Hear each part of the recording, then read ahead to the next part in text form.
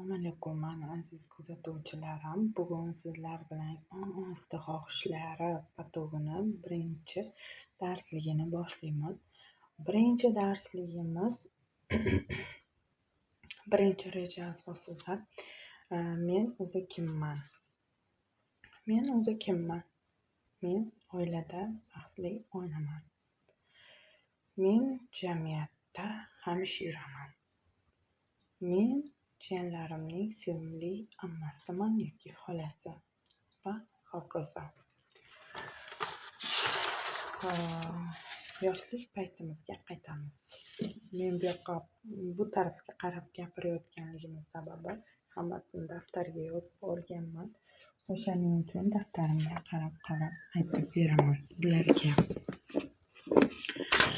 Yoshlik paytimizga sayohat qilamiz. Ko'zlarimizni yumamiz. Chuqur nafas olamiz. Chiqaramiz. Yoshligingizda siz kim bo'lmoqchi edingiz? Hamshira, jurnalist, doktor, o'qituvchi va bular amalga oshmadi. Ayrim sabablarga ko'ra. Sizda bloklar, cheklovlar bo'ldi.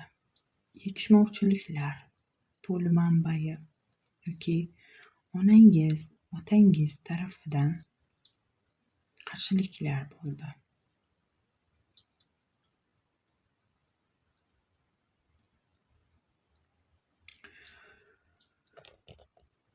Aytaylik, siz qishloqda turasiz, qishloq sharoitiga ko'nikib yashaysiz.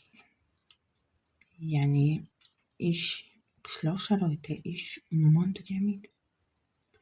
Birini qilasiz, ikkinchisini o'ylaysiz, uchinchisini o'ylaysiz. Kamiga ota-onalar tomonidan manipulyatsiya boshlanadi. Sen uni qila olmaysan, seni qo'lingdan kelmaydi, sen uddala olmaysan degan narsalar bo'ladi. Ko'zlarimizni ochamiz va kim tomonidan manipulyatsiyaga uchraganligingiz va sizga kim bloklar qo'yganligi haqida yozamiz daftarga.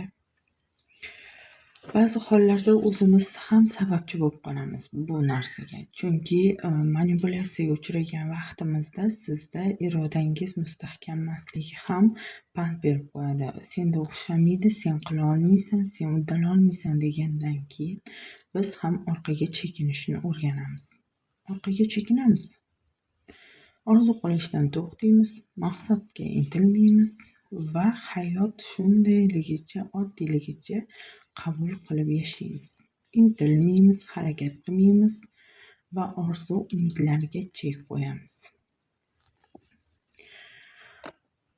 Ikkinchi rejamiz o'z-o'ziga bo'lgan baho. Siz bolalikdan berilgan manipulyatsiya orqali o'z-o'zingizga bo'lgan ishonchni, irodani pasaytirasiz va yo'q qilasiz. Men buni o'xshata olmayman. Men buni eplay olmayman. Mendan bu chiqmaydi. Men buni qila olmayman. Mendan misol hamma narsadan qochasiz. Qochishga o'rganasiz. Men buni qilib deyishsa ham, yo'q, men uddala olmayman. Yo'q, men buni uddala olasan desa ham, yo'q, men uddala olmayman. Qo'rquv hissi sizda paydo bo'ladi va odamlar bilan kirishib, chiqishib, gaplashib keta olmaysiz. O'zingizni doim chetga urasiz. Bularning barchasi manipulyatsiya hisoblanadi va o'zingizga past nazar bilan qaraysiz. Siz o'zingizga past nazar bilan qarar ekansiz, atrofdagilar ham sizga past nazar bilan qaraydi. Chunki siz ularni shu darajaga o'rgatib qo'ygan bo'lasiz. Siz o'zingizga ishonmas ekansiz, boshqalar sizga ishonmaydi. Siz o'zingizni qadrlar ekansiz, boshqalar ham sizni qadrlay boshlaydi. Siz o'z ongingizni nima istashini bilib olishingiz kerak. O'zingizga bo'lgan ishonchingizni asta-sekinlik bilan oshirishingiz kerak. Nima deydi, zinaga ham birinchi bo'lib 99 zinaga chiqib ketolmaysiz. Zinani ham 1-2 qilib bosib chiqasiz, to'g'rimi? Shunday qilib siz ham o'zingizni boshqacha qilib yaratish uchun zinani pog'onasiga birinchi va ikkinchi va uchinchi qilib sekin o'zingizni o'zgartirishingiz kerak. Bolalikdagi yashirin hislaringizni ochishingiz kerak. O'shandagina siz marraga erisha olasiz. 5-inchisi esa ishonchni o'sha nima deydi, o'zimizni o'zgartirganimizdan keyingina insonlar bizani qadrlashi boshlaydi, bizga suyanisha boshlaydi, bizga ishonchni bildiradi va sizdagi yashirin tuyg'ular, yashirin hislar ochilishni boshlaydi. Siz nimaga ishonch bilan qarasangiz, o'sha narsa onga signal beradi. Misol, biron narsa qo'limdan keladi yoki pishir kuydir mening qo'limdan keladi deb ishonch bilan qarang.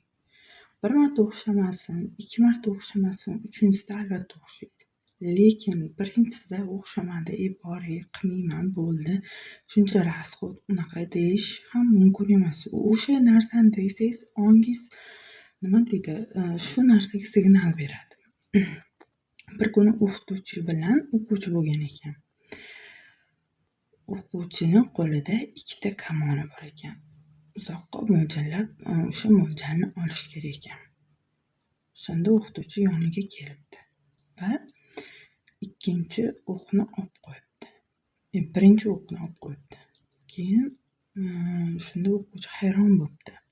Ustoz, nega meni o'qimdan bittasini olib, ikkinchisini olib qo'ydingiz desa, ustozi qarab javob beribdi. Seni o'qingni ikkinchisini emas, birinchisini olib qo'ydim debdi.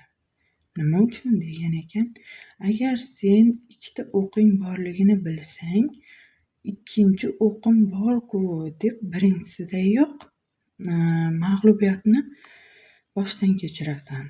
Ya'ni ishonchsizlik bilan o'tasan. Agar senda bitta o'q borligini bilib mas'uliyatni bo'yningga olsang, o'ylanib sen o'q otarsan degan ekan. Xullas, olmastiga darsligimiz yoqqan bo'lsa like bosing, podpiska bo'lishni unutmang, meni kuzatishda davom eting. 5 kunlik yana marafonimiz bor. O'sha marafonimiz mavzusi ishonch kursi, aynan siz uchun. Xayr, salomat bo'ling.